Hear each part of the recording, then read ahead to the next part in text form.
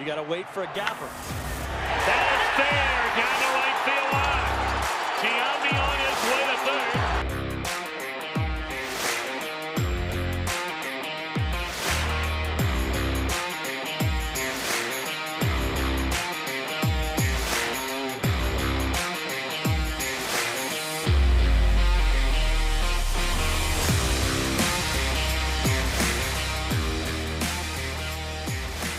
And they're going to wave him around.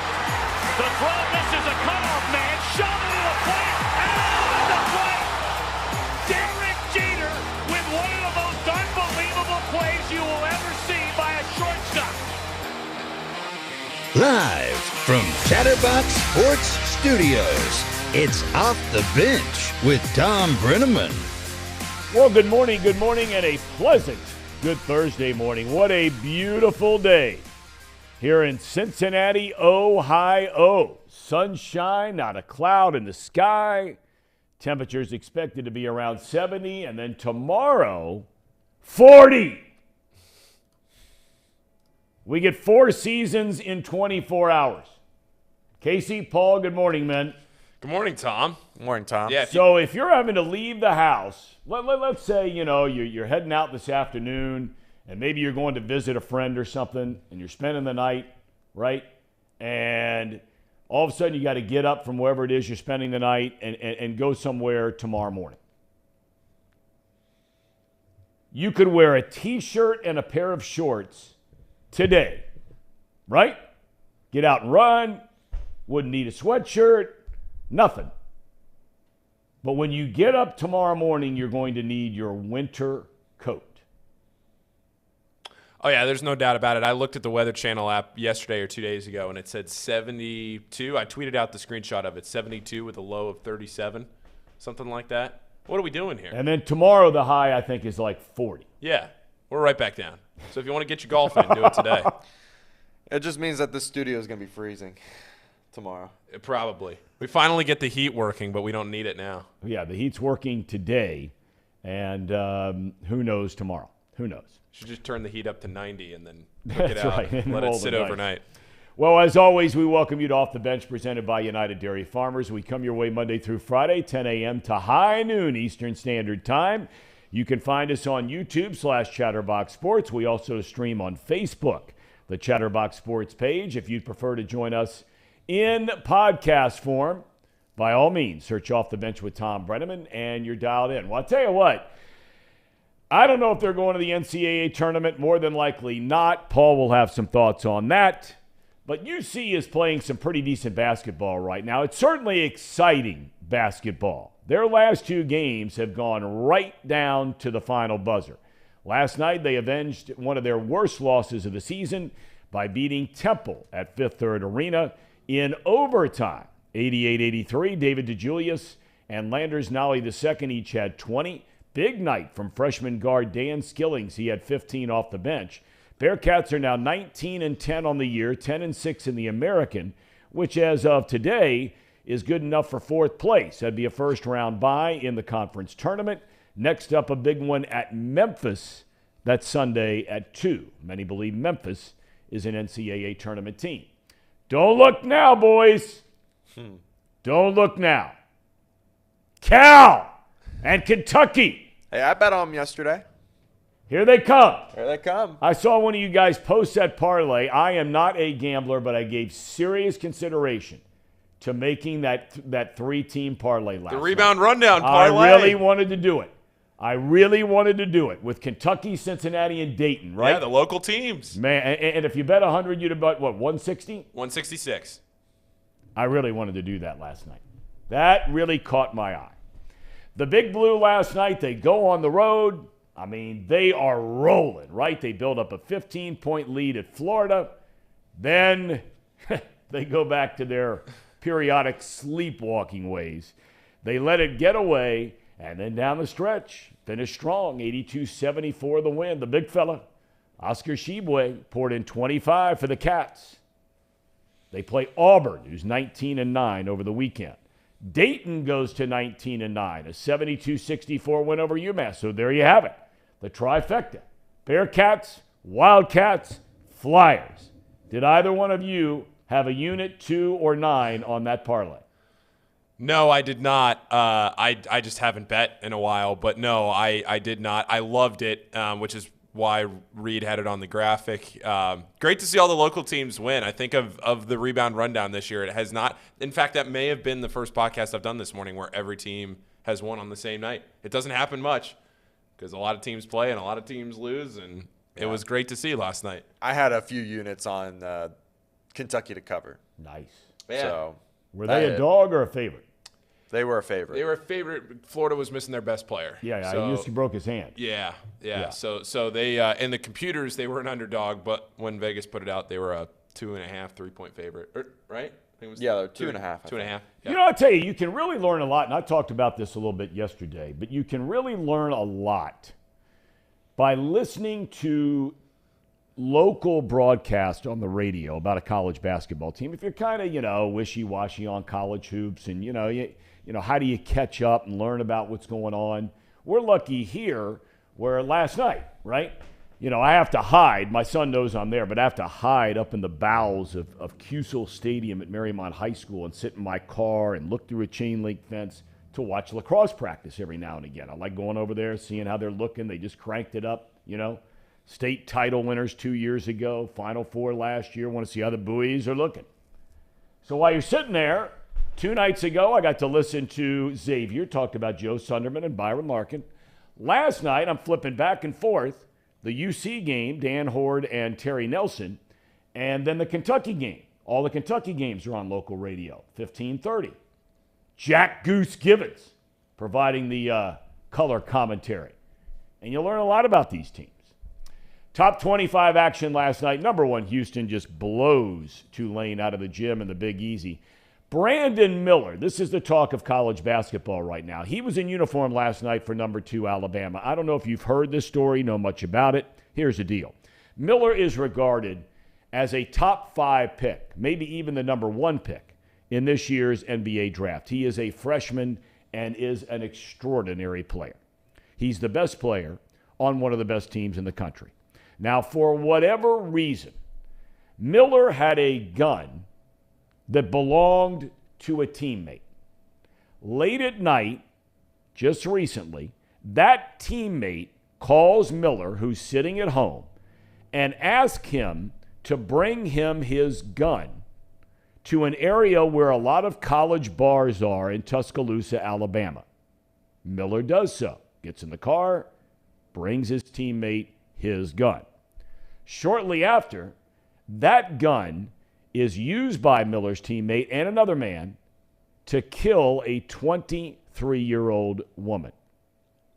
Both of those men are facing capital murder charges, not Miller. The head coach at Alabama, Nate Oates, said, look, Miller has not been charged with anything. He's been very cooperative as a witness with the local police authorities. So the athletic department and the university let him play last night at South Carolina. It's been learned since then that another teammate, so now a third guy, you have the 2 players that are involved in the shooting. There's another teammate that is a witness to the shooting who also played in the game last night. This is an extraordinary story with so many tentacles, so many arteries, who's right, who's wrong, what should happen, what shouldn't happen. They let him play last night. He hits a game-winning shot in overtime and scores 41 points as Alabama beats South Carolina 78-76. This is a story to keep an eye on. In the Big East, UConn destroyed Providence on its home floor, 87-69. That means Marquette sits atop the conference standings, a 1-game lead over the trio of Xavier, Providence, and Creighton, with just 2 games to go in the regular season, 3 in some cases. In the ACC, number 6, Virginia, awful last night, just awful. They get blown out at Boston College, 63-48. NFL news, the Tennessee Titans went from $25 million over the NFL salary cap to nearly $5 million under it, with a flurry of moves yesterday which included releasing 3-time Pro Bowl left tackle Taylor Lewan, linebacker Zach Cunningham, wide receiver Robert Woods, and former Bengals kicker Randy Bullock. Lewan and Cunningham, it should be noted, missed most of last season with injuries. Many believe quarterback Ryan Tannehill could be next. 49ers quarterback Brock Purdy, this is a big deal. This guy got hurt a month ago. He continues to wait for the swelling to go down so he can have surgery on his right throwing elbow. They're talking about waiting until March to have that surgery, which means he would not be ready until at least late August, would miss virtually all of training camp. Purdy injured that game in the opening minutes of the NFC Championship against Philadelphia. Baseball news, the Reds claimed off waivers left-handed pitcher Bennett Sousa. Well, there's a name to remember. Bennett Sousa from the White Sox. He had an ERA of over 8 last year. Vladimir Gutierrez, by the way, was placed on the 60-day disabled list. That was following elbow surgery last season. The Reds start Cactus League play in Goodyear, Arizona this Saturday against the Cleveland Indians. Coming up, Guardians. Forgive me. Slip. How many times is our main man Thom Hamilton? You think he ever does that? Legendary radio voice of the tribe. Think he ever slips up with Indians? I mean, he has to, right, at some point. The tribe. He's pretty good, though. He's really good. Do they still call it the tribe, or is it something else? I would imagine they don't. I don't think there's any correlation between Guardian and tribe. Did you see the guy that played the drum in the outfield? He Adams. passed away. I think Pete Adams, was his name. Yes, he passed away during the offseason. That was very, very sad. Yeah. Hundreds, if not thousands, watching it on the chat. See, I got in trouble last week with Reed Mouse about the Hamiltucky thing, so I'm assuming I like bacon. Says good morning from Hamiltucky. Here in Hamiltucky, see, he must be a Hamilton native. That's where I learned my lesson last week.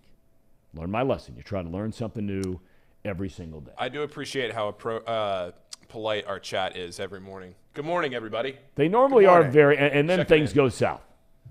Things go south. Straight south. Straight south. Okay, coming up today in a matter of minutes, about 10 minutes, we'll have Scott Springer from Cincinnati.com. He covers everything that is the UC Bearcats. And we'll talk to him about last night's game. A lot to be encouraged by here lately. Won a couple of nail-biters. DeJulius won the last game with a layup. 1 second left in the game. They're 19-10. They play at Memphis this week. Then they play SMU at home. Then it's off to the American Conference Tournament. They still play that in Fort Worth, Texas. Dickey's Arena. It's a big league arena. That is a big league arena. I've never been. I mean to tell you, that is a big league joint. I tell you what's criminal in going next year into the Big 12, and I have just thought this is just ridiculous. How in the world do they play the Big 12 tournament every year in Kansas City? I mean, come on. That is a home tournament for the Kansas Jayhawks every single year. They have other places they could play that tournament. Oklahoma City has an NBA arena, right? Yeah. Right? You got all kinds of arenas in Texas. Okay, well, if you're going to do it in Kansas City, why wouldn't you do it at maybe, Dickey's Arena in Fort Worth, Texas? Now, you could say it'd be a home game for TCU. Okay. Kansas gets it every single year. It's a joke. It's a joke. I mean, they could have that thing at the Dallas Mavericks Arena. I mean, alternate it a little bit. Big Ten does that, right? Yeah, they do. Right now, the Big East is not. They got Madison Square Garden. Yeah. Right, but there really isn't. UConn. That's more of a branding thing. No, it's right. But the ACC has started to move around. Yeah. Used to have it in Greensboro, North Carolina, every year. Then when they, when they brought in, who was it? They moved the tournament to Brooklyn, I think. Right. Yeah, that was bad. They played it last year in Brooklyn, and it was at the same time as the Big East tournament. And I remember there were a lot of media members I was talking to that were going back and forth between the Big East and the ACC every night. Right. And the Big Ten tournament should not be played in New York City. They did that when they got in bed with Rutgers. They and D.C. Well, yeah, both. The Big Ten moved the tournament to MSG during mid-major week probably 3 or 4 years ago. That didn't go over very well. That was probably 4 years ago now. 3 years ago would have been COVID. Yeah, and why did they play the Big Ten tournament in D.C.? And that didn't draw any numbers either. Just keep the Big Ten tournament in Indianapolis. Precisely. It's Or I could make an argument, and correct me if I'm wrong. I think now they have gone to it's only a 2-town rotation between Indy and Chicago. Is it not? I thought it was in. Is it in Chicago this year? I think it is. The United Center. I don't know. I'm just saying. I thought I remembered reading something where they were going to it is. Get it down to just those 2 cities. United Center. Yeah, that's good. Big Ten rotated between Chicago and Indianapolis. And the Big Ten Conference is based out of Chicago. Yeah, that's where their headquarters are. Northwestern is there this year, and I would imagine that it's having a good year this year. They're there every year.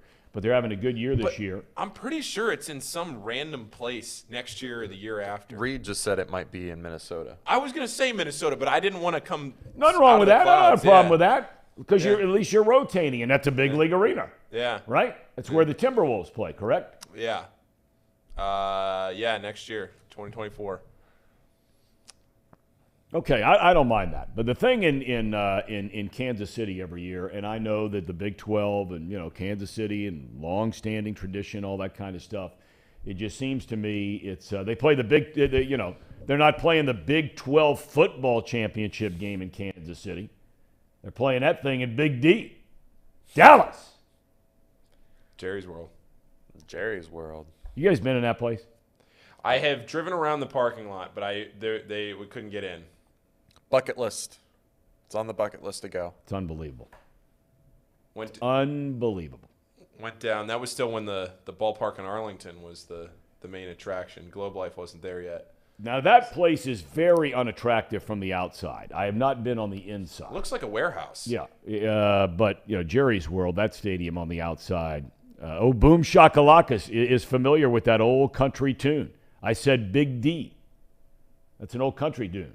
Going to the Big D don't mean no Dallas, referring to divorce. Big D for divorce. That's good stuff there, Boom Shakalaka. Very, very impressed. Brian B. does make a good point about catering to Kansas like the ACC caters to Duke and UNC. The ACC tournament is back in Greensboro this year, which is probably where it should be every year. Yep. I know that's close to Duke and UNC, but it's also pretty central to the ACC if you think about how far north Syracuse is, how far south Florida State is. Greensboro should just be where the ACC tournament is every year. And I don't know why it's historical. It's been there every year forever. They try to mess with it, mix it up, bring it around. Just keep it in Greensboro, call it a day. But I think for the Big Ten, where now all of a sudden you're bringing in UCLA, you're bringing in USC, play it in Denver.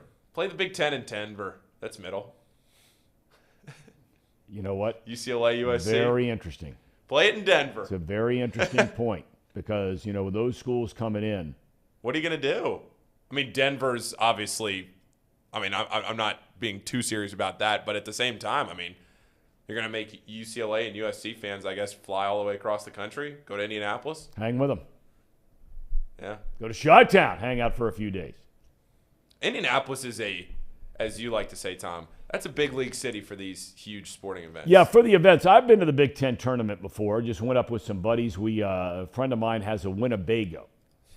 So we went up about 5 years ago, and it is fantastic. The weather was really nice when we were up there, and you walk around, and it's only 2 blocks, maybe back to your hotel if you're staying downtown, and, you can get in and out and all that kind of thing. Well, one guy who will be making his way to Dickies Arena down in Fort Worth, Texas, in about another week and a half.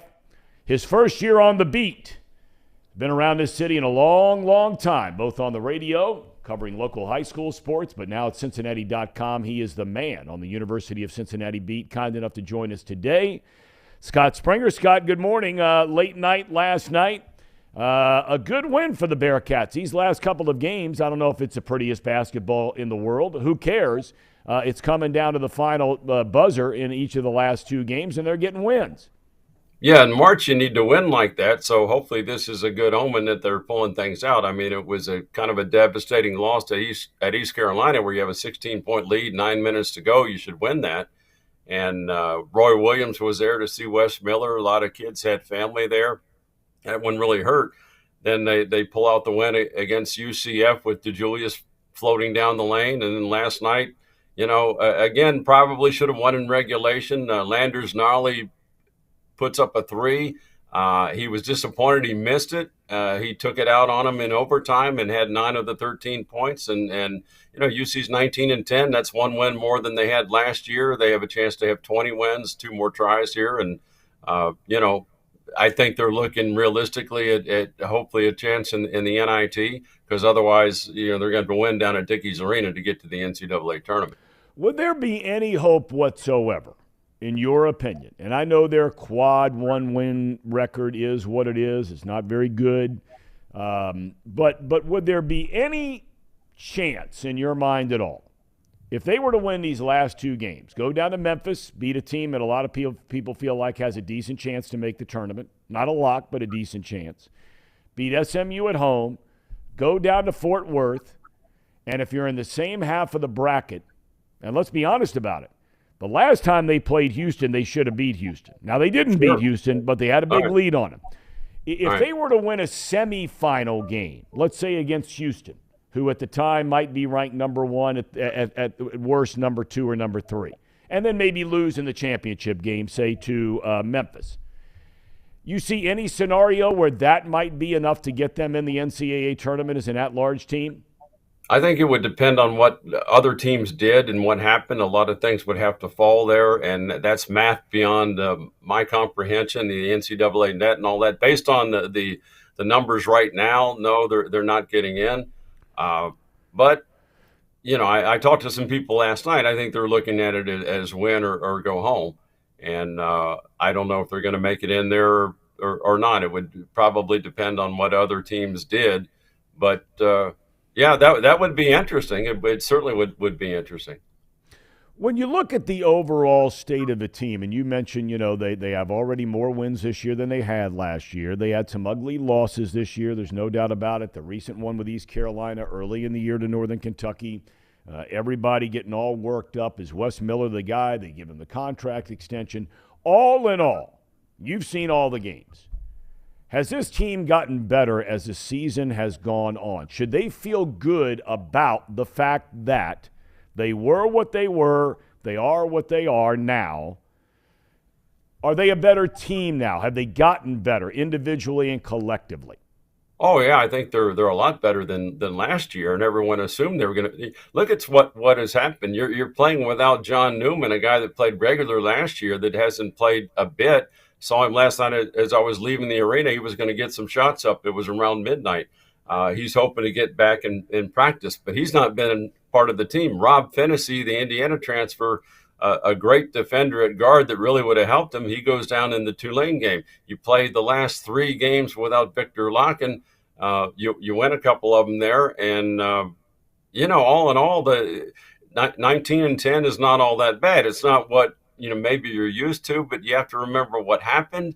I've tried to tell people this is not exactly what happened when Mick Cronin came on and you were in the Big East and all that, but it's similar. You're going to a really tough league here soon. You have to realize that every game is going to be a battle, and you're having to readjust your roster. How many of these guys are going to come back? I mean, we're in an era of shuffling the deck every year, reshuffling the deck.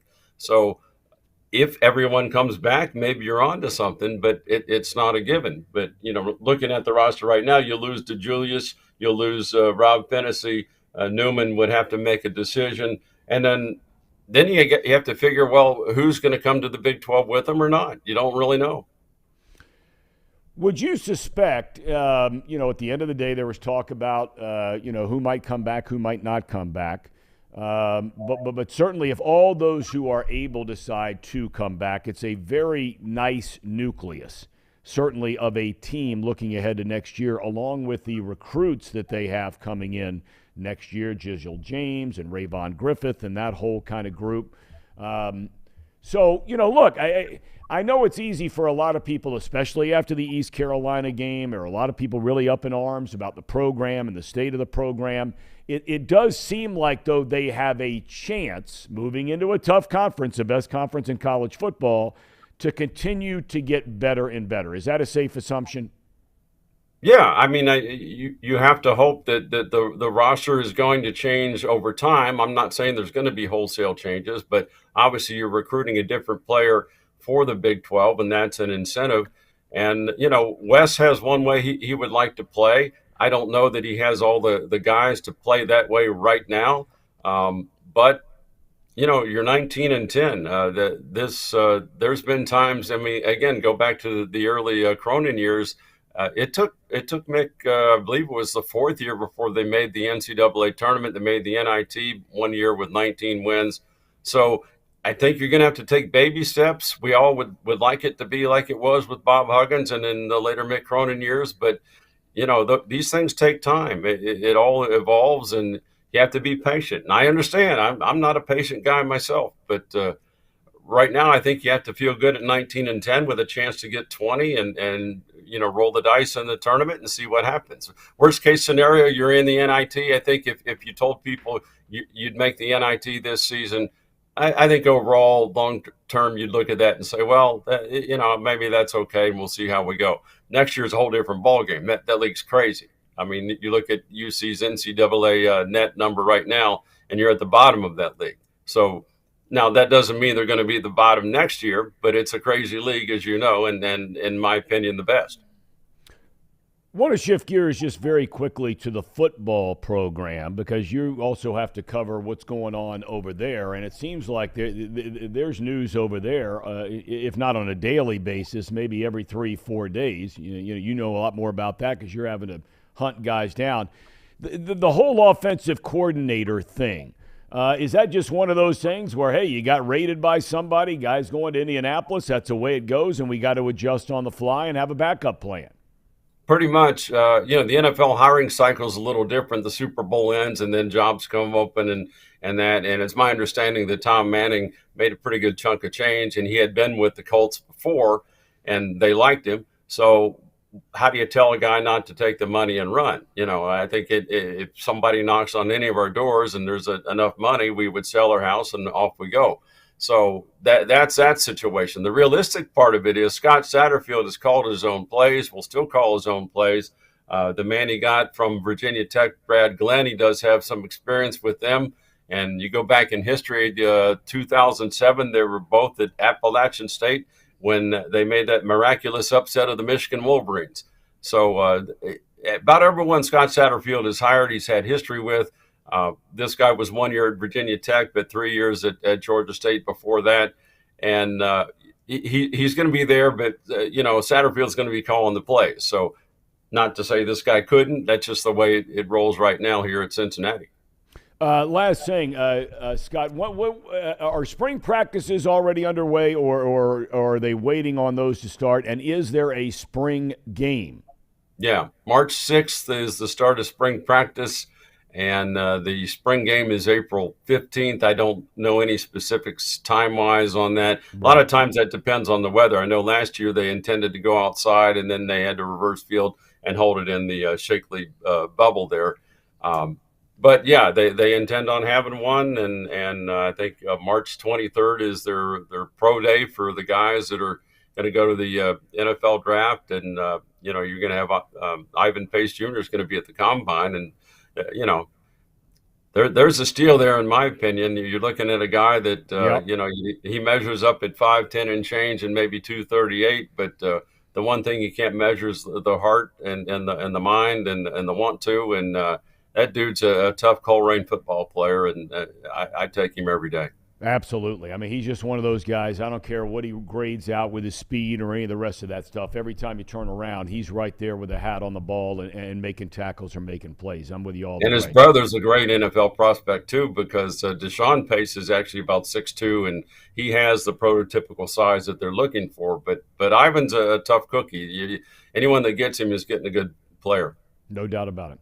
Scott, thanks so much for your time, my friend. Have a great rest of your day and safe travels down to Memphis, Tennessee.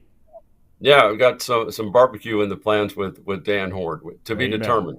Amen. Yeah, Amen. Well, to have a rib for me if you would.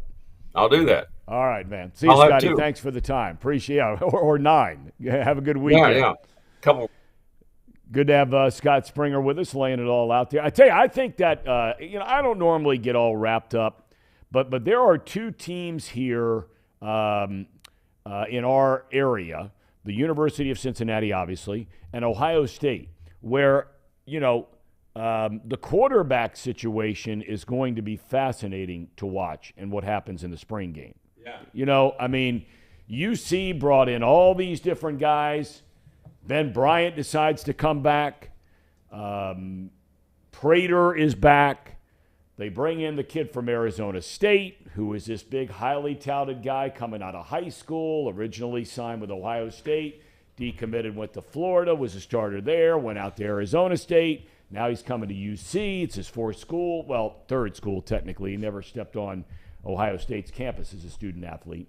But that's going to be fun to watch. And then, of course, up in Columbus, C.J. Stroud declared for the NFL draft. Kyle McCord was his backup last year. Big-time, highly rated guy coming out of high school. But, and so is Devin Brown, who would be his primary competition for the starting quarterback at Ohio State with all those wide receivers they have there. And, I mean, it's insane, the weapons they have. But, I think the spring games for UC and Ohio State are going to be fun to watch. And looking at the Big 12 basketball-wise and what Scott was talking about and who's going to come back and who's going to leave, what's the roster going to look like for UC next year? I mean, this is a really important offseason for Cincinnati, and I keep hammering home the point that I have said before that even though UC will be an NIT team this year, I still think that there is a very viable opportunity for Wes Miller and this team to turn things around really quick. I mean, you look at Iowa State. It's a perfect example out of the Big 12. TJ Otzelberger, he came in 2 years ago, and Iowa State was irrelevant. People thought last year that Iowa State wasn't going to do anything. They were going to be an irrelevant team. They weren't going to they were just going to be a very bad basketball team. Then what do? They start the season 12-0. They go to Brooklyn. They win their preseason, early in the season, that exempt event, that tournament.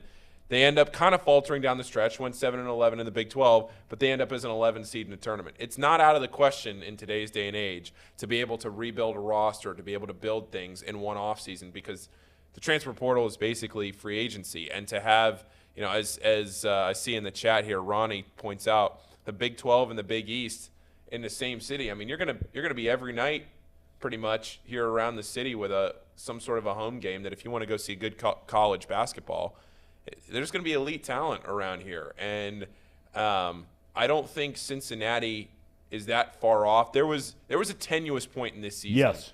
I think there were a few of them.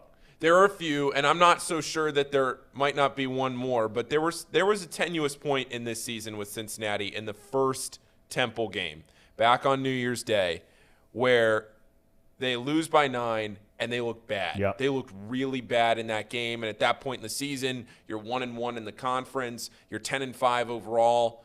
And you're thinking to yourself, oh, my goodness, you're losing to Temple, who is not a good team at all. And you're thinking, oh, man. And then they turn things around. And now David DeJulius, who isn't going to be back next year, he's just willing this team down the stretch. And it happened again last night. Now, Landers Nolly, he came through in overtime. And how about what they did from the free throw line? 28 of 30 from the free throw line last night. That's where they won the game. Yeah. So, and the other thing that UC's done really well this year, they don't turn the ball over. Neither team had double-digit turnovers last night, UC or Temple, but they do not turn the ball over. They're 15th in the country at taking care of the basketball. 15th lowest turnover percentage in the country. So there are some positives for UC. It's just that you look at like the East Carolina game, you look at the Temple game, even Tulane. I guess you could say Tulane is okay, but that's a game. If you're Cincinnati, you should be winning that game. Yep. Back in the early part of the season, Northern Kentucky, but that's a long time ago. I'm talking about recently. I think that it's hard for me to say UC has turned a corner because I don't really even know what turning a corner looks like when you're not an NCAA tournament team. but I guess just generating some sort of positive momentum into the postseason. And like you said, Tom, Cincinnati should have beat Houston in Houston. Absolutely should have won that game. Now, this goes back to what we were talking about with Xavier, where you win, good teams win close games, and sometimes you win, sometimes you lose. Xavier has lost some of those close games that they were winning earlier in the season. But like Houston is one of the best teams in the country, national title contender. They found a way to win a close game. Last point on this. Is it destiny for Houston? Jim Nantz, his last Final Four, Houston grad, Final Fours in Houston. Is it all just, are the stars aligning? It's all fixed. Scripted. It's all scripted out. One big, huge conspiracy. I mean, I had a dude tell me, he went on and on, just some random guy I ran into that told me about the whole conspiracy against the Bengals this year. I mean, everything from plays that happened to turnovers in games.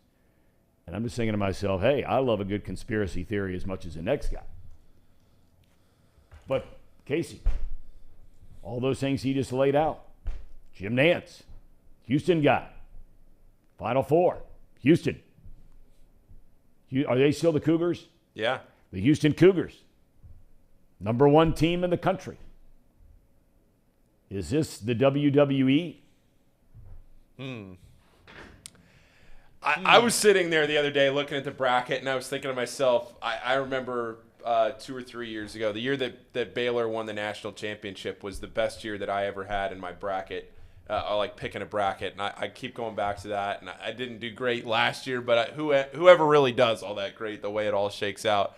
And I was sitting there looking at it last night, and I was looking at one of the mock bracket projections and just thinking who I'd pick in what spots. And I was thinking to myself, man, I just have no clue who's winning this tournament this year. Uh-oh. Uh-oh. Is there a fire in the building? Uh-oh. Do we power through? This is the NCAA. We're starting to talk about a conspiracy, and they have gotten in touch with the powers that be right here in Hamilton, Ohio, to get us off the air in an evacuation of this building for bringing up this topic. It's true. I mean, what the hell are we going to do here now? I This think is one of those deals where you're sitting around, right? We've all been there. Your office building, grocery store, right? Whatever it might be. All of a sudden this starts happening. Fire lights blinking in the studio. No, it's not me trying to get a glamour shot. And you're sitting here and you're thinking, okay, what are we going to do? I don't see any fire around us. I don't smell anything. the takes are too hot. They're too hot. Yeah, I guess we just power through it. Maybe Roger Goodell did that when I started bringing up the guy conspiracy theory against the Bengals. Call in a guy. He would be more apt to have that kind of power than the head of the NCAA. To get on the horn immediately to Hamilton, Ohio, and have our building set off a fire alarm. You know what it actually is? It's somebody back in the back room that wants to play golf on a 75-degree day. And they just pulled the fire alarm and said, hey, you know what? 10:38 in the morning, everybody go home. Can't blame a guy for that. What does this say? Joshua says, Tom, throw some Pawnee water on the fire and keep right on rolling. Boom Shakalaka says, get out of the building, boys. Let's meet at the Municipal Brew or Pinball Garage. I got the first round. Municipal, that's a great spot outside. We host a high school coaches show over there. I mean, what the hell are we going to do here? We just keep powering through. What do you want to talk about? Ryan says, Tom, who wins in golf, you or your dad? I don't play golf anymore. I used to play golf a lot. I quit years ago. We started having kids, and I don't miss it for a second. I'll go out and play every now and again, 4 or 5 holes with our son, something like that. But no more golf. No more golf? No. Takes too much time. I was on the road. Had just had our daughter was born. Traveling all the time, doing Major League Baseball, 140 games, weekends doing Fox baseball, weekends in the fall and the winter NFL. No. I couldn't justify coming home and walking out the door after my wife had been by herself for, like in 2003. Our daughter's born in July of 2003. I start the baseball playoffs. Division series, 5 different cities bouncing game 1 here, game 3 there, game 5 there, game 5 there, straight to the league championship series, 7-game series spanning 11 days. My wife was at home with our 4-month-old daughter for like 15 days, maybe more. Coming home and saying, hey, I'm going to be gone for a while, honey, to go tee him up. Didn't sound like such a great idea. You know? Yeah. She wouldn't have cared. But it doesn't seem like a great idea. I mean, seriously, what are we doing here? I'm going to walk out there and see what's happening. And you're going to leave the ham and eggs. And I'll in the leave room. you guys here to Tom's out of inhale there. all the smoke. Take Tom. it away, Mr. President, who, by the way, was in East Palestine, Ohio yesterday, buying McDonald's for all the firefighters and the workers, trucking in bottles of water for all those folks. Good stuff. Ham and eggers. Roll it, Casey. It's that time of the show, the Ham and Eggers. These guys are great, trust me, I would know. I introduce all the best segments. Sorry. Well, Tom's out of here. Tom's out. He's leaving the ham and eggers. Tom's out of here, you know. He's leaving us Just to the two, cook. it's just you and me, man. It's the Titanic going down with the ship. We died doing what we loved. We're about to be scrambled eggs, ham and eggs. Here. we're on the skillet. We're cooking. I mean, we have had this fire alarm go off, what, 2-3 times in the run of this show now in the last 7 poached eggs. Tom's off the ship. I'll tell you what. Tom heard that fire alarm, and he said, you know what? I'm out of there. The iceberg's coming, and I'm taking a right. You know what it probably is? What? It's probably the elevator guys. It probably is. So there's an elevator in the beginning of there's an elevator in the front of the building. That my first day at Chatterbox was August 1st. I think it was probably December 15th before they finally fixed the elevator in the front of the building. So maybe this is, hopefully this is not ongoing. I mean, I don't want to sit here and just keep filling time forever.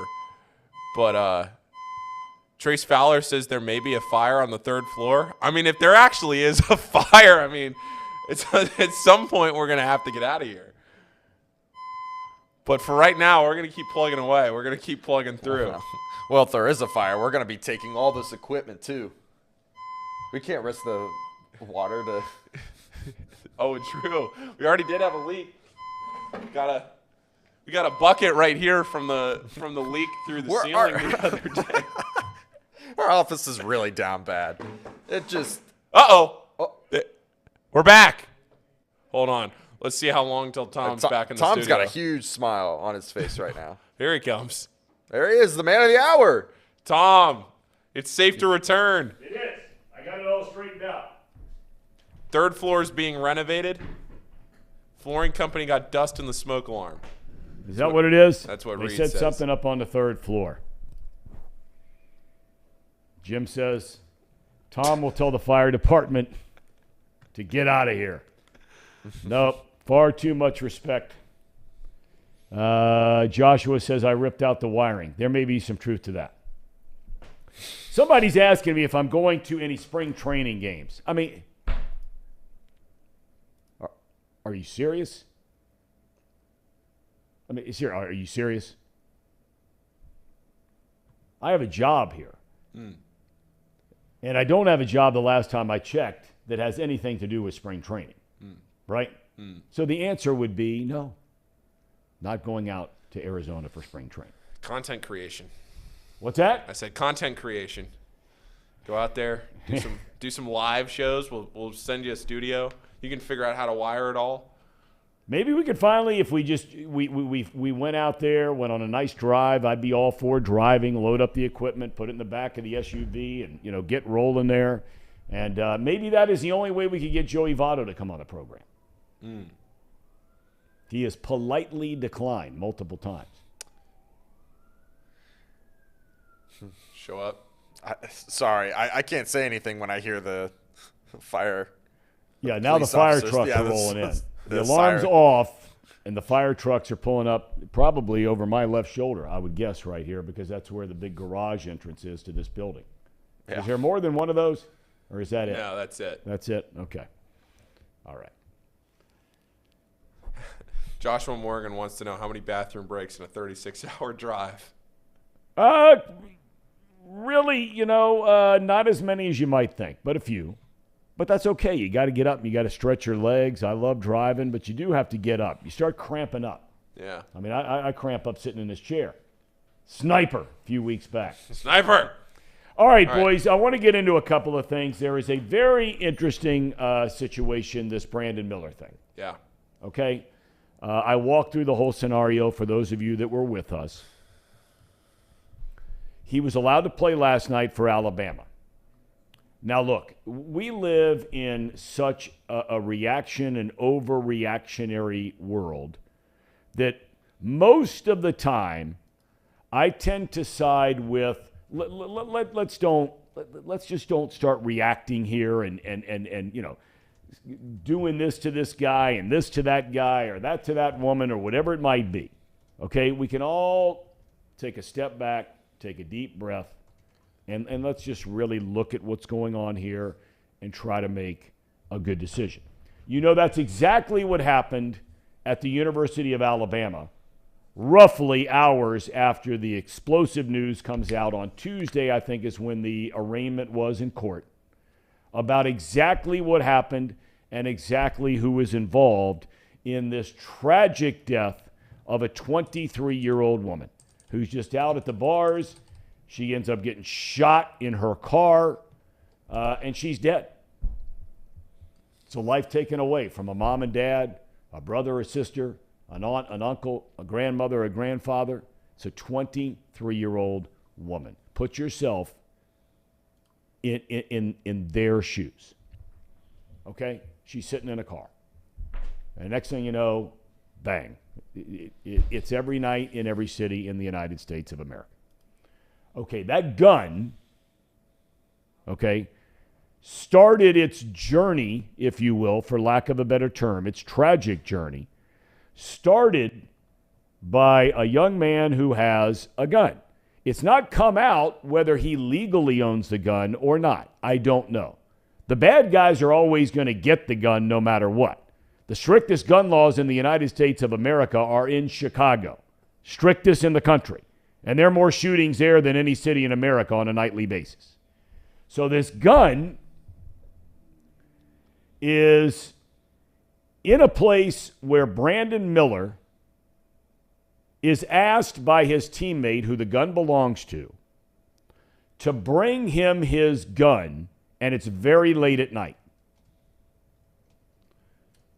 The young man who asked for Miller to bring him his gun is a teammate of Brandon Miller's. So he says, hey, sends him a text. Not a text that, according to the court stuff, not a text that said, hey, man, I am in a bad spot here. I got some bad guys around me, and I got to protect myself. This is really scary stuff. Can you get that gun down here right now? Okay, now, before we go any further, I don't know how many of you, I have never grown up, thank the Lord above, in an area where people carry guns. Okay? But that is a very real part of life in a lot of urban America, where a lot of these young men who grow up playing basketball, that are playing at the collegiate level and the pro level, football, pro level, college level, they grow up in a different world than you and me. So I only preface this whole thing by saying that. Okay? I mean, if somebody called you or me and said, hey, bring me a gun, right? It's not happening. Chances are you might not even have a gun. But in that world, okay, that happens a lot. So Miller gets this call from his teammate who owns a gun, but Miller is at a place where the gun physically is. And he gets this text from his buddy and says, hey, can you bring me my gun? So Brandon Miller does just that. He gets in his car. He drives down to an area in Tuscaloosa, right on campus, where there are a bunch of bars. And look, where there's a university and where there are bars, there are going to be a lot of people at the bars. Okay? We all know that. You've done it. I've done it. He brings a gun down and gives it to his teammate and his friend, who the gun belongs to. Brandon Miller then leaves and goes back home. A little while later, that gun is used in a shooting that killed this young woman. So all of this comes out on Tuesday in the court hearing where the guy who actually did the shooting, which is not the guy who the gun belongs to, but they were together and witnessed the shooting. One shot, the other saw it and was there. They have been charged with capital murder. And so they go to court on Tuesday and all of this comes out to the public of what happened in the courtroom. So you know at that particular point in time that the president of the University of Alabama had to, right? I mean, there's no way all of a sudden this is going on at a major university and you've got your best, most well-known basketball player on one of the best teams in the country, okay? You've already got one of his teammates that's involved in the shooting. You also have Miller, who transported the gun that was used in the shooting. All of this comes out. Miller's the best player.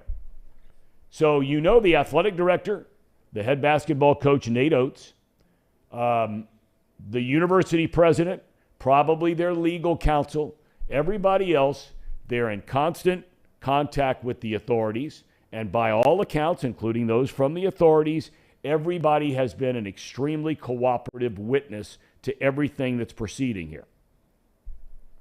Alabama makes a decision. They're playing in a game last night. The Alabama Athletic Department and the University of Alabama decide that Brandon Miller is going to be allowed to play in the game. He played in the game. He's a future top 5 NBA pick, only a freshman. He's out of Antioch, Tennessee, which we were looking up some information on Antioch and wondering what kind of community that was. It sounds like a community you read about and hear about every single day, and we have them in greater Cincinnati. A lot of crime and a lot of bad stuff going on. So he plays last night, scores 41 points, hits the game-winning shot in overtime, and the second-ranked team in the country, Alabama, wins the game. Off they go. So, gentlemen, your thoughts on this whole thing. Should Brandon Miller have been allowed to play in the game last night? Casey, your thoughts. So I am just reading up on it. There's an article that just came out on Yahoo Sports like 2 minutes ago. And that's what I'm basing this information off of. It pretty much says that Miller had no idea that Davis or Miles left the gun in Miller's car, backseat of his car. Correct. And if you are, let's say he commits an infraction, police search his car, they find a weapon that's not under his name, that's a big deal in that sense. I'm just trying to paint a picture here as to why he would bring a gun regardless of the situation, because it's in his car. Like, it would be one thing if he took it from the apartment or something, had a hold of it, and took it there. But if it was already in his car and it was hidden in his car under clothes or like a basket or something, from what this says here, he never even touched it, apparently. Never had a hold of it. Sure. He was just taking it back to him. It could be as simple as like, hey, I left my gun in your car. Can you come back and give it to me? So I can understand that side of the story. Or that perspective, if that is the truth, if that is the all the facts, and that's how it's being portrayed, I don't think there's anything wrong with him playing. It'd be I just don't see if there wasn't any way that he was told, like, hey, I'm going to shoot some person, I need my gun, or any way of knowing.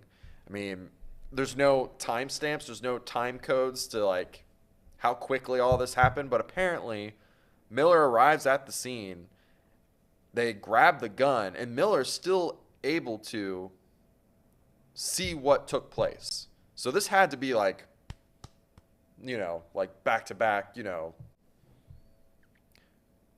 because usually when you drop off something, you drop it off and you just take off, So they got in the car, grabbed the gun, shot the person, and Miller was still at the scene. So to me, those circumstances lining up, to me, I'm not going to say he's guilty or not guilty, but it just seems like to me that there wasn't a knowledge of that going to happen, and I don't see why, if he's not being the original question you asked us, is it fine that he played? I think it's fine. He wasn't charged of any crimes. I think it's odd that they would play him. I think maybe the organization, the Alabama, would want to do an investigation of their own. That to me seems odd. It seems off, but they're not required to do anything like that. Well, my understanding is, just to clarify that a little bit, because I did not say, and thank you for pointing it out, that he has not been charged with any kind of crime. In fact, they said, we can't charge him with anything. We, being the police, said we can't charge him with anything. There's nothing to charge him for. So there clearly has been a lot of, as you would imagine, think of a community, college town. Tuscaloosa is bigger than, say, Oxford or, Athens or somewhere like that. But that's the way these things work. The university, they're intertwined. Most of the people that live in the town work in the university in some kind of form or fashion. Not all, but a lot. The overwhelming majority, 70, 80%, is the way those college towns generally work. It's not like UC or, Xavier or somewhere like that, because it's a big city and that's where those cities are. Paul, your thoughts on him playing? Yeah, so I spent a long time yesterday. Obviously, I follow this story pretty closely. Just to kind of put in perspective, if you don't follow college basketball at all, how good of a player Brandon Miller is. There's a chance he's the number 2 player picked in the NBA draft this year. The number 1 overall pick in the NBA draft this year is going to be a player named Victor Wembanyama out of France, who might be the best NBA prospect since LeBron James. He's going to go number 1 overall. And then from there, it could be Brandon Miller picked at number 2. So just to kind of put in perspective what type of a player we're talking about here, this is a very, very talented player who's going to be a probably first-team All-American, the best player on maybe the best team in America right now. And when this story dropped on Tuesday afternoon, it immediately generated a ton of headlines across the country because the player that actually committed the crime was not a factor on the team. He did not factor into the team's success. He saw some minutes, but he did not factor into the team's success. Alabama is the same team without Darius Miles as they were with him. But this dynamic with Brandon Miller certainly changes a lot of things. And there are a couple of ways to look at this. And there are a lot of details that were very confusing in the media over the last 48 hours since this story broke. A lot of people saying a lot of things that ended up not being true or just maybe weren't entirely true, just as far as when he got to the scene. Then we got more details of how he got to the scene, when he was texted, how he was texted, the circumstance of him even going back. There was an article saying that he was supposed to be Darius Miles' ride home all night long, and he was just going back to the scene to pick him up. There were a lot of conflicting details here that I tried to sort through, try to understand. I listened to hours of this yesterday when I was on my way home and then last night and reading articles and trying to figure it all out. I don't feel comfortable enough up here to sit here and make a decision one way or the other because there's just so many details about this case. But what I will say is that Nate Oates handled this horrifically, the head coach at Alabama, handled this horrifically both Tuesday and last night. Whether or not you should believe he was going to play, he was not in the wrong place at the wrong time, which is what he said in his press conference. And the way that Nate Oates stumbled through the press conference It was a very weird scene. I don't know if they didn't prep him on anything or if they just threw him out there and said things would be okay, or if they did prep him on things and he didn't answer them the way that maybe the Alabama athletic department thought. The positive, I don't want to say positive, the thing that is encouraging about this situation from an Alabama perspective is that Brandon Miller cooperated with the authorities from the instant this happened. Yep. He was never uncooperative. He was never combative. He never shied away from anything. He instantly, as soon as this crime took place, as soon as the authorities realized what was happening, Brandon Miller and the team immediately cooperated. Darius Miles was arrested. This was a very quick situation. But now, a month removed from this, when it happened in the middle of January, a lot of these details are coming out. And the other thing that has become interesting is the reporting about whether or not Alabama knew all of this, because they played about 10 games, I think, since all this happened, and trying to figure out what did Nate Oates, what did the Alabama athletic department know about Brandon Miller's, and did they know the whole time that he was partially involved in this? Or, oh, there's no doubt about that. Well, I mean, come on. Do you think in a town like Tuscaloosa, Alabama, when somebody is killed and there are Alabama basketball players in some form or fashion that have a connection to it, and being able to connect A, B, and C in a very short amount of time, that the Alabama athletic department didn't know about this from literally the night it happened? No. Not that he was there. I'm talking about the text messages and the things that were okay, but it would have been within a couple of days that were then presented in court. I'm talking about, how much everybody knew that once it all came out in court, what was new information to Alabama? Because I'm sure, like you said, I'm sure they knew the story. There's no They doubt. knew everything. But what became public on Tuesday? How much of that then shaped the decision of what Alabama was going to do? But as you said, Tom, he was not and will not be charged with a crime. Yep. So from that perspective, legally, you could see where it's okay to clear him to play. On the flip side, there is certainly an argument that if in fact this was how it went down, that Brandon Miller got a text that did not verbatim but essentially said, "Bring my gun back to where I am." He used some cryptic language in there, but reading through it, you can understand that he was asking him to bring his gun back to the scene. If that is indeed what happened, there's a very any reasonable person could assume that if Brandon Miller had just said, "Well, you know what, let's calm things down here. I'll come pick you up, but you don't need your gun tonight," or "Hey, how about you just take an Uber home?" That this mom, this was a 23, I believe, 23-year-old, who had a child, whose child is now going to grow up without a mother, that mom would still be alive. And that's where I have a tough time with this and trying to decide one way or the other whether he should play, whether he should not play. I still just want to read more about it, hear more about it, Fair enough. and what he knew, what Brandon Miller knew about the situation. Because the way it's been presented is he was going back to pick Darius Miles up anyway. The gun, which was not Brandon Miller's gun, was in the back of Brandon's car. He went to the scene. Darius got the gun. The crime happened. And from there, Brandon Miller cooperated with the authorities. If there's anything more to it than that we learn, that could be a different situation. It's just a really sad situation overall. And it just feels to me, Tom, which is the worst part, that it was such an avoidable situation that it just... As are so many that you hear about every single night of the Yeah. week. I mean, as are so many, Somebody walks up with a gun and shoots a mom and a child at a McDonald's drive-thru in Chicago. I mean, stuff like, you're just like, what the hell's going on? Yep. But you're right about Oates. If there is one thing that is... And his other line about the thing was his other line about what you said. But then he said, hey, look, once they leave practice, something to the extent, I'm paraphrasing, he says, once they leave practice, I can't control what these guys go do. They're all going to go to the bars. That's what kids do. Well, there is where you'd like to see a real leader of men, where you're like, hey, I'm the coach. I'm responsible for everybody that is involved on the basketball program, whether it's a student manager, whether it's the assistant coach, whether it's a star player, or whether it's a walk-on. Right? Yeah. That's my job. Yeah.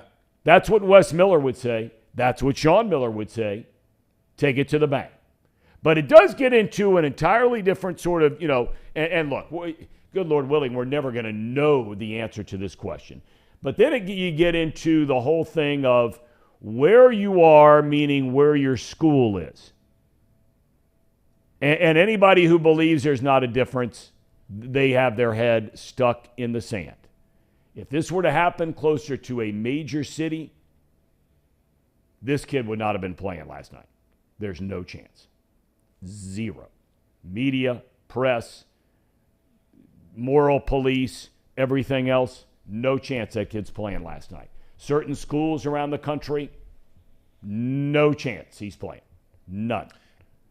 The other thing, SEC, by and large, little bit different.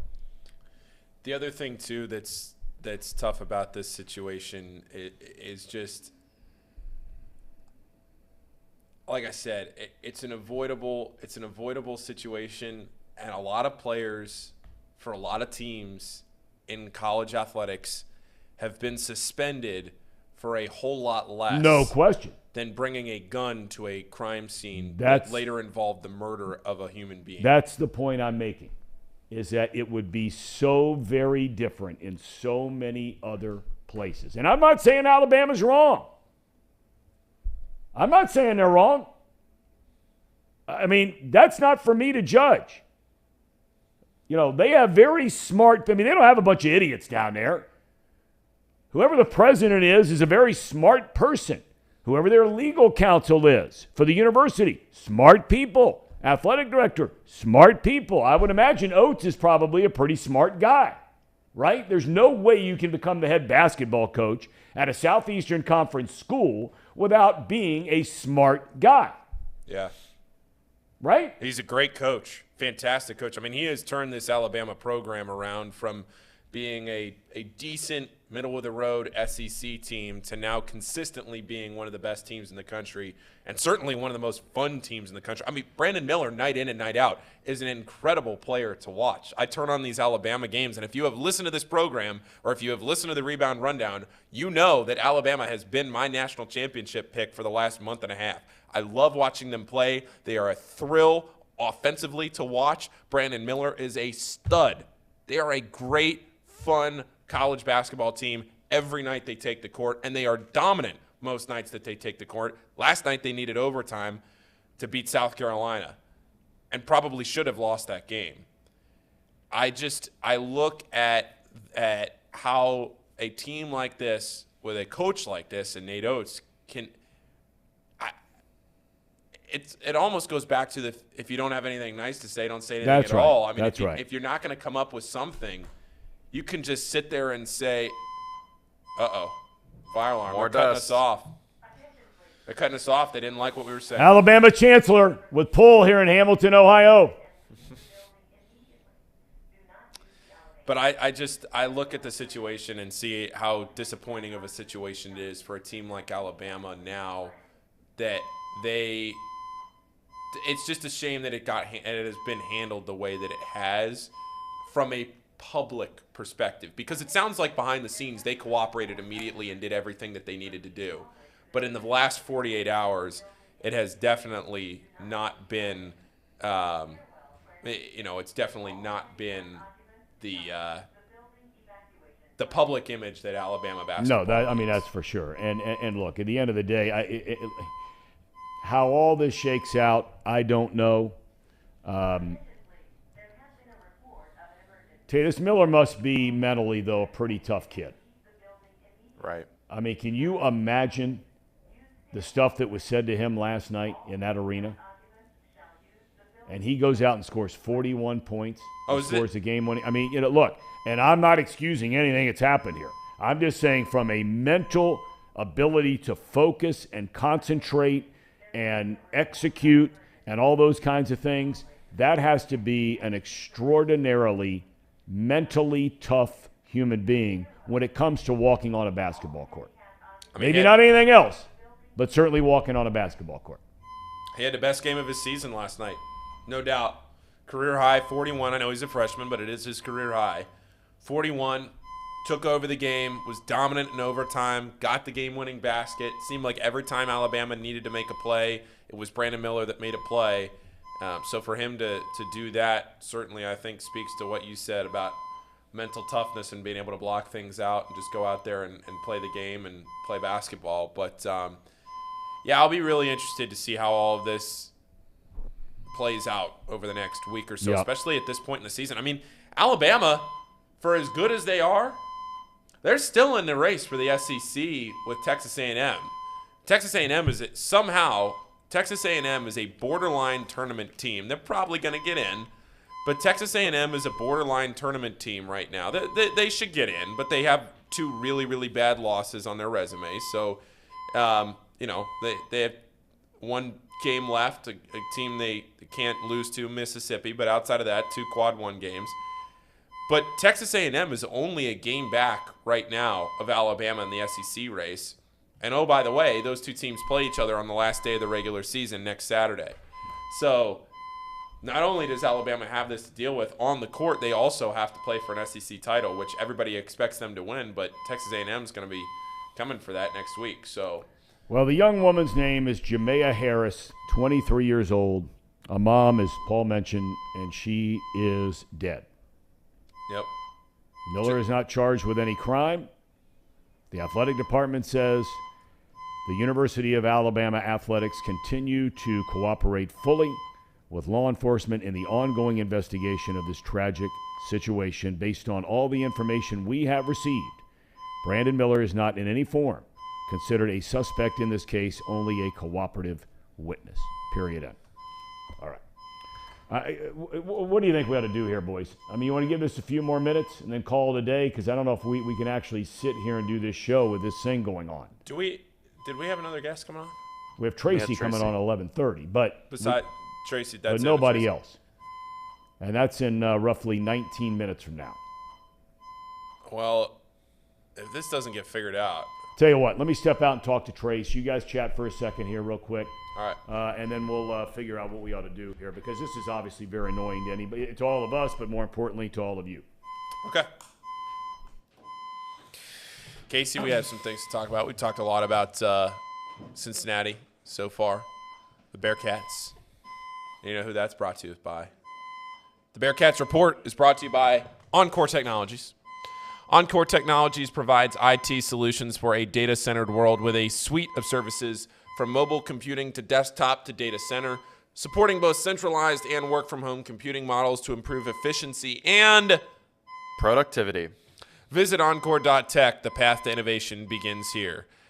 There is also, as you can see right here, which somebody suggested we go throw on the fire, wherever that is, a new premium alkaline water out, and it is Pawnee. Made in Hamilton, Ohio, Pawnee uses natural limestone filtration, unlike the artificial processing that many other brands use. The result is a healthy alkaline water that is also the best tasting water in the world. Visit their website at pawneewater.com. That is PAHHNI water.com. PAHHNI water.com to see where you can find this great tasting water. So that is Bet with Betfred. Get your coffee from UDF. Encore and Pawnee Water. Tom, what's the word? Word is we're going to pull the plug on the rest of the show. Casey, could you please email Tracy and ask him if he can come on tomorrow? Yeah, I'll ask him. Yeah, I can ask him. So we apologize to all of you. Obviously, this is something we have zero control over, and it just doesn't make any sense at this point to continue on with a program with this going on and so on and so forth. So, gentlemen, thank you very much. Enjoy it. Yeah, thank you, Tom. Go hit the links today, Tom. It's 11:13. I'm going to take one of my dogs on a run today. He was just notified. We got him at the pound about a little over a year and a half ago. And the old boy beefed up a little bit. Oh, no. He's a lot like me. Beefing up. Getting a little soft. time for both Oliver and I to get out there, and Oliver and for me to get out there and try to get some road work in. Run a couple miles, swim a mile. No swimming. No swimming? No, I have nowhere to go do that. You'd have to get up at like 5:30 in the morning to go down to our local high school where they make it open to people in the community if you want to go down there and swim in the morning. I'm not doing the 5:30 swim. Does that make sense? No, I wouldn't do that either. What are you guys going to do the rest of the day? Real quick before we get out of here. I don't know. We'll get our work done here. Get some You're lunch. not going to do your show, right, with all this nonsense? This is bizarre. No. Right? Okay. No. Mike Schmaltz wasn't coming on today anyway, so we have our picks. Quick lock of the night. Lock of the night. Quick lock of the night. 2 locks of the night. Quick locks of the night. If you listen to the show, you know Ohio State plays tonight. Fade Ohio State. We're going to stay on that train. Take Penn State minus, I think, or plus 2.5, whatever it is. Whatever Penn State spread is, take it. And then also the UCLA under. That's a late game, 11 p.m. tonight. Take the UCLA under. Casey, real quick, go. 5, 4. Hold on. 3, 2.5. Pacers. 2. Pacers. 8.5. NBA is back. Pacers, what is it? 8.5. They're a favorite by 8.5? No, underdogs. Big Underdog, and underdogs. you're saying take the Pacers and the points. Yep. Okay. Go swim to Miami with Reed, Tom. Little Miami, or Big Miami, Mighty Miami. Here we go. We'll see you tomorrow. Have a great rest of your day. Enjoy the sunshine.